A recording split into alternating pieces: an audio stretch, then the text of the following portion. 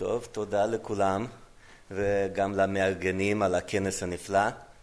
ואני קיבלתי אישור פה לדבר באנגלית. פשוט העברית שלי לא מספיק טובה בשביל המינוחים הטכניים שיש הרבה מהם. אז ברשותכם אני אעבור לאנגלית. I will try to tell you about types of free will that are achievable under quantum theory.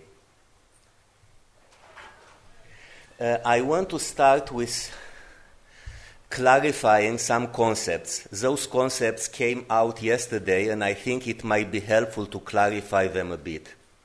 Agency, I understand agency as a capacity to make decisions and to act. In simple words, to do things. Now,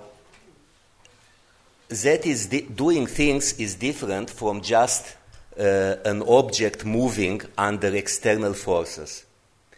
Agency requires the agent to be the source of the action, unlike an apple that is falling from a tree or even a person that is acting under hypnosis or addiction. Second, there are two types of freedom we might want to distinguish. There is freedom of action, that is an action that is determined by the agent's will and not by an external source. And I believe that freedom of action is achievable in a deterministic world, and that gives rise to compatibilistic theories. Last year at the previous conference, I presented such a theory. However, we can also speak about freedom of will, and in this case, what we mean that the will under which the action is carried out is determined only by the agent. And there is a good case to argue that this type of freedom is not achievable under determinism. I will start with an argument, the most classical argument that was used by Peter van Idwagen. He was already mentioned yesterday. It's called the consequence argument, trying to show why determinism precludes free will. It goes like that. Premise number one: if determinism is true, whatever happens today is determined by the state of the world in the past, let's say 100 years ago, plus the laws of nature. That's just the definition of determinism. Premise two: it is not under my control to determine what happened 100 years ago, and neither to change the laws of nature. Conclusion: what happens today, for example, me giving this lecture, is not under my control because I cannot influence what happened before I was born, and neither can I affect the laws of nature. Now, under the pressure from such arguments, the simple solution would be to embrace indeterminism. Unlike going for dualism, indeterminism has no such cost. It doesn't require us to abandon science. In fact, even more, the most supported physical theory that we have today, quantum theory, is an indeterministic theory. And I want to claim here something a bit stronger. Quantum theory has a number of interpretations, but the most recent experiments based on Bell inequalities, they actually confirm the indeterministic interpretation of quantum theory. So there is no cost for us to embrace quantum theory. And then we have solved already the predetermination problem. Indeed, a number of libertarian philosophers have taken up this approach. And as example, Robert Kane and Mark Balaguer, they would argue that there are actions that are results of torn decisions. Torn decisions are decisions in which the agent experiences a conflict in her reasons pro and con the action that is considered. What this means that the antecedent reasons do not necessitate the decision outcome. So the agent considers what to do, it has reasons con and pro, and those reasons are in equipoise. What Robert Kane, for example, has argued that such decisions are undetermined due to quantum processes that are amplified by dynamic chaos. And that leads to his event-causal indeterministic theory, according to which causal indeterminism between neural events corresponding to the agent's reasons and her decisions play a role in the choice. Now, that solves the problem of the consequence argument, but it brings another problem, which is the lack problem, and the disappearing agent argument, which is an elaboration of the lack problem. Let me turn to those problems. The problem of lack, and I will illustrate this with another argument called the rollback argument, going back also to Peter van Inwagen. But the lack problem, let's consider an agent that is facing a decision if to do A or B, and let's assume that this decision depends on quantum events that are undetermined. Is this any different from just throwing a coin to decide? And if we are going to throw a coin to decide, doesn't it look like the outcome is just a matter of luck? Does it make us responsible for the outcome? Peter van Inwagen provides this more elaborated argument. Let's assume that God is rolling the world back to time t before Alice makes an undetermined decision to A or to B. God does this n times. What should we expect? Premise 1 from Inwagen: as n increases, the fraction of A choices converges to some real number between 0 and 1. Okay? It came. So as n increases, the fraction of choices converges between 0 and 1 to some fraction.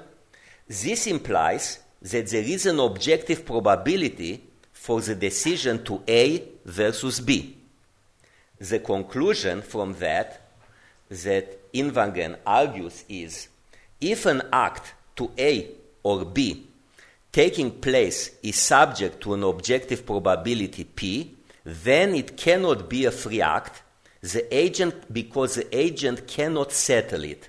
The agent disappears.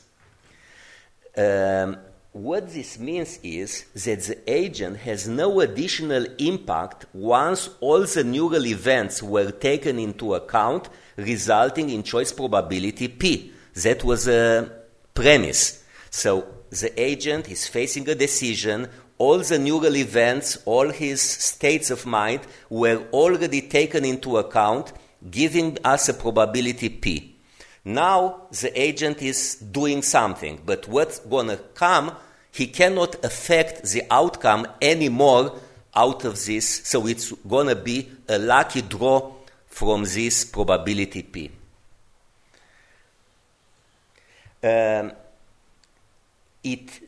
It appears as if the agent experiences a conflict, should I do A or B, and then a decision pops into her mind to do A with a probability P.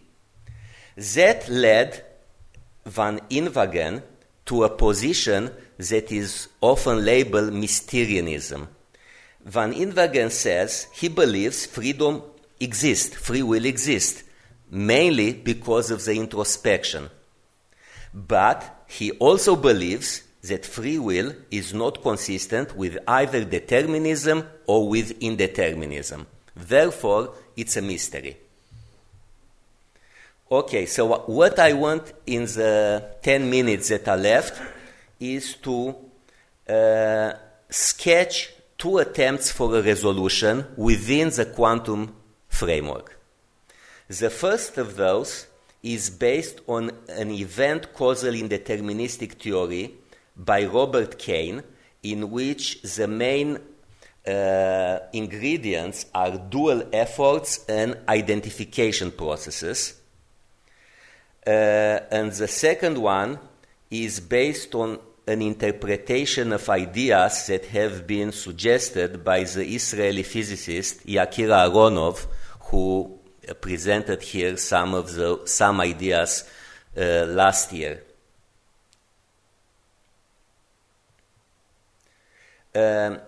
Yes, maybe I wanted to say, unfortunately, Robert Kane has died a few weeks ago. Just about a month ago, he presented his theory at a very interesting online conference that I attended, and I think he gave a very lively presentation, so I was very surprised and sad to see just a week later he was gone. Life seems to have some unexpected turns. So let me elaborate a bit about Robert Kane's theory. According to Kane's account, his first point would be that the outcome of indetermined actions can be up to an agent. Let's take a very simple example. Let's say an agent is trying to break up a table by hitting it very strongly. Now, the outcome might be indetermined. Sometimes the table might break, and sometimes it might not break. And that might be indetermined because the effort magnitude that the agent will do is undetermined. But if the agent succeeds, the agent is the only source and holds responsibility for the breaking of the table. So what this seems to show is that it's not the case that everything that is an undetermined event removes responsibility or authorship from the author, from the agent. Now, Kane also points out that not all free actions required indeterminism at present. So perhaps now if somebody wants to give me money to cheat, I might say no way I will do it. So there will be no indeterminism in such an action. But what Kane will say is that for every action which is a free action, there must be a case that in the past the agent has faced a decision which could have gone either way, and that decision has contributed for the agent's forming the values that it has today. So to illustrate how such a process might happen, he calls it self-forming actions. Let's consider an agent X that faces a decision if to A, let's say A is to help a person lying on the street, or to do B, hurry to a business meeting. So the person is going to a business meeting, a person lying on the street, they need to decide what should they do, A or B. According to Robert Kane, in such a situation, one can conceptualize it as follows. The agent goes through two parallel efforts taking place inside the agent. For example, the process one is an effort to help the person and overcome egocentric considerations. Process two is an effort to focus on the career opportunity and thus ignore all distractions. If one of those efforts wins due to the indeterminate effort magnitude, then the agent X did A or B, depending with which of these efforts won, and he did it voluntarily. He calls this condition PVC, plural voluntary control. In addition, the agent identifies with the outcome of the decision, which adds to his ownership of the action. Now, it might be that for some of you that might seem enough, However, critics of this theory have pointed up two problems. And the first one is the idea or the notion of parallel efforts for opposed actions sounds strange and not rational. Why should one do opposite efforts for doing two opposed things?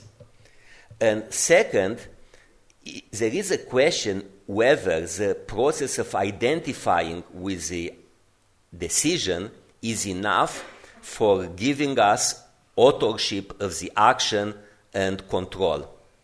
Now, if you think that those are not problems, or you are happy with a count, I'm happy to you to keep up and to endorse this theory. I think it's a reasonable theory, but if you are bothered by those 2 points, I would like to suggest an alternative one, which I think is more attractive. And that is based on an idea, metaphysical idea of agent causation. So here a bit of metaphysics. There are 2 types of causations that have been discussed in philosophy literature. Event causation is a standard type of causation we encounter in physics. Events at time t1 cause events at time t2. This is a type of causation that also Hume discussed in his analysis of causation. There is another type of causation that has been suggested, which is called agent causation. According to this, events at T2 are caused by the agent, which is an enduring substance at T1, not by events, but by the agent as a substance. I believe that this fits better with a phenomenological observation. When we act or when we decide, we do not experience our reasons to necessitate our action and not even to trigger our action. Rather, we experience the reasons as proposals for us as agents to endorse or not. That is a Kantian approach that has been supported by many philosophers, Searle, Chisholm, and many others. The agent appears to add his own weight to the decision on top of the reasons pro and con. Therefore, the action doesn't appear random, but is determined or settled by the agent itself. Now, there are 2 questions. Can agent causation solve the lack problem, what we called before the rollback argument, for example? And is there a place for agent causation in the laws of physics, in particular quantum theory? I will try to argue based on ideas from Yakira Aronov that there is a possibility here. So, can agent causation solve the lack problem? Let's go back to the rollback argument. I want to doubt, I follow here another philosopher, Lara Bushak, and following her, I am doubting the premise P1 of the rollback argument. The premise P1 seemed quite natural to accept at first, but let's look at it again. As n increases, the fraction of A choices converges to some real number between 0 and 1. It seems kind of an innocuous assumption, but why should we expect that to happen? There is also the possibility that the fraction will fluctuate forever and will not converge. Now, the reason why Van Inwengen assumes that will happen is the law of large numbers. But the law of large numbers presupposes the existence of an objective probability, and that is what the argument is in fact trying to establish. In fact, Yakira Aronov at last year's conferences has argued that there is no reason to believe that quantum theory predicts objective probabilities for human actions. His argument is that in case of human actions, we don't have, not only we don't have, it's impossible to build, it's physically impossible to build a statistical ensemble on which those probabilities can be even estimated. So one suggestion that could be made is that the actions of agents are not subject to objective probabilities. So if the God will return the world to the same state again and again, the fraction will not converge, will fluctuate forever. That will avoid the luck problem and the disappearing agent objection.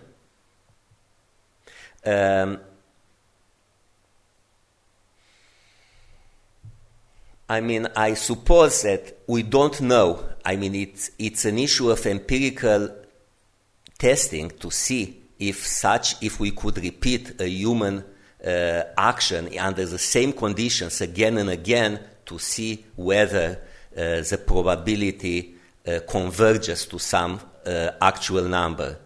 Perhaps, I don't know whether quantum computers can provide us some insight into such questions. I know that we have a talk on quantum computers in this session, so we'll see. Maybe there is some connection here.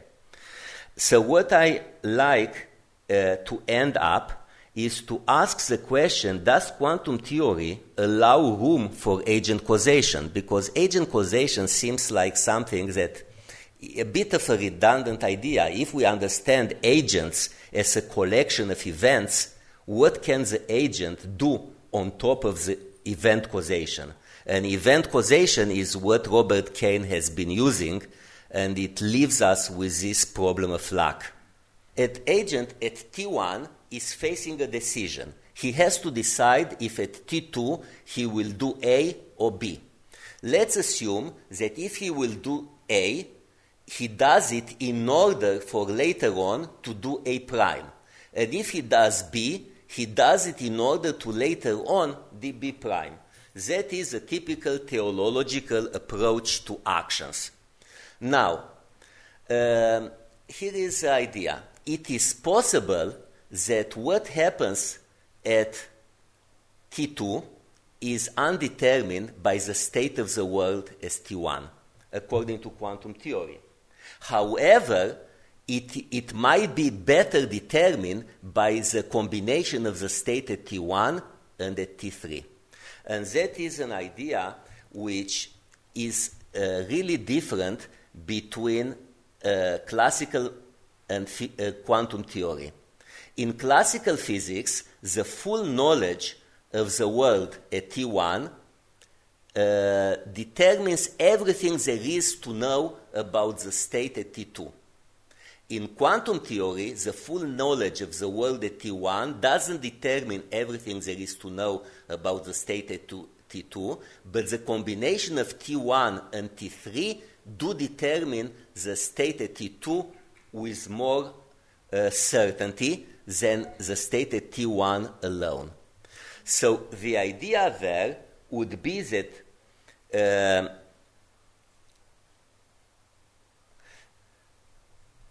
the proposal is that we can think, I lost it. The proposal there is that we can think of the agent, and by the agent I mean the conscious self, as a temporal extended entity. So this is a box that corresponds to the agent. We know that consciousness has a temporal span. We cannot have conscious state of zero span. We need a minimum of, 100, 500 milliseconds.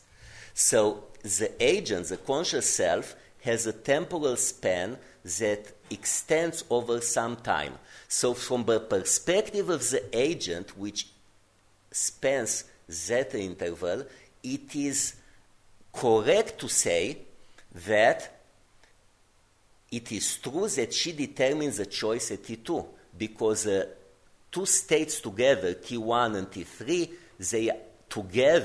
they determine the choice at T2, but T1 alone doesn't.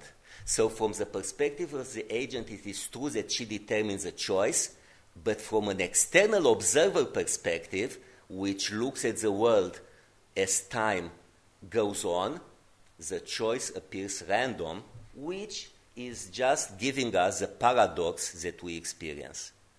So just to conclude, what I was trying to argue is, first, quantum theory can help us to make room for actions that are free from predetermination by events before we are born, but is subject to the problems of luck and of the disappearing agent. An event causal theory, like the one that has been developed by Robert Kane, can answer these challenges if one accepts the act of identification as grounding agency and the idea of indeterminate dual efforts, PVC. Third, an agent-causal theory may better answer these challenges by considering the agent as a temporally extended entity that determines action via what we might call pre- and post-selection or pre- and post-measurements, and that, I think, fits better with also Kant's idea that actions are constitutive acts for agent identity. So that is it, and I just have some readings. That is Robert Kane's latest article, and there will be a new book that will come this year, this summer. There is an article by Lara Bushak, Why the Rollback Argument Fails, and in particular Yakir Aharonov YouTube presentation where he presents some of these ideas that I have interpreted here. I took the freedom to interpret them. I was hoping he will be here and will tell me if he agrees with this interpretation, but I will have to pursue it another time. Thanks.